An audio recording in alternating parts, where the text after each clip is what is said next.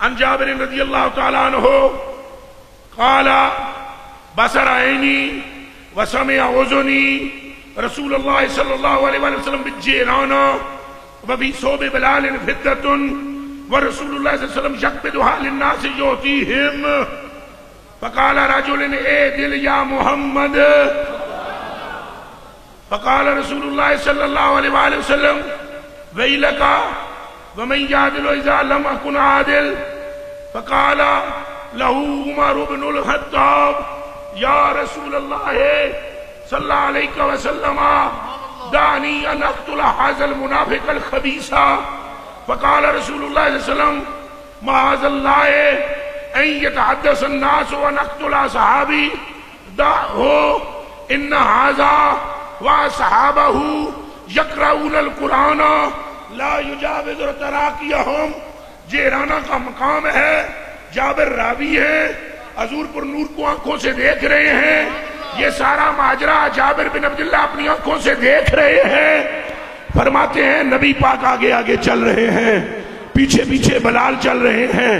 یوں کر کے بلال نے اپنی گود پکڑی ہوئی ہے اور گود میں چاندی بھری ہوئی ہے، نبی پاک مٹھیاں بھرتے ہیں، لوگوں میں بانٹتے چلے جا رہے ہیں، کسی کو 1 مٹھی دیتے ہیں، کسی کو 2 مٹھیاں دیتے ہیں، کسی کو 3 مٹھیاں دیتے ہیں۔ ایک بندہ بیچ میں سے اٹھ کے کھڑا ہوا، مدینے سے ساتھ چل کر آیا ہے، نمازیں پڑھتا ہوا آیا ہے، قرآن پڑھتا ہوا آیا ہے، اب اٹھ کے کھڑا ہو کر کہنے لگا کہ آپ نے عدل نہیں کیا، کسی کو 3 کسی کو 1 کسی کو 2 عدل کریں عدل کریں۔ حضور نے فرمایا اور تو تباہ ہوئے جے میں ادب نہیں کراں گا تو دنیا وچ کہیں عدل کرنا ہے۔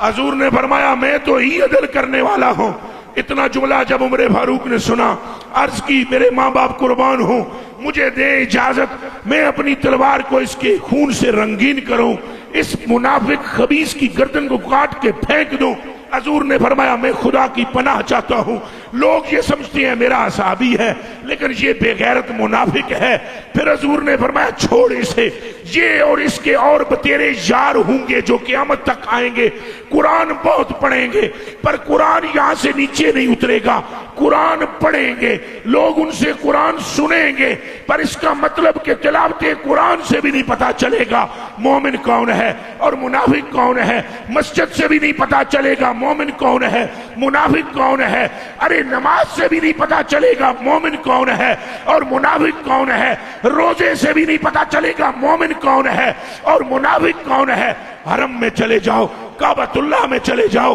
وہاں بھی نہیں معلوم ہوگا مومن کون ہے منافق کون ہے۔ پھر کیسے پتا چلے گا کہ ایمان کس میں ہے؟ اگر تم نے تھرمامیٹر لگانا ہو، ایمان چیک کرنا ہو تو مجمع میں نعرہ رسالت لگانا، جس کے لبوں سے جواب آیا سمجھ لینا ایمان ہے۔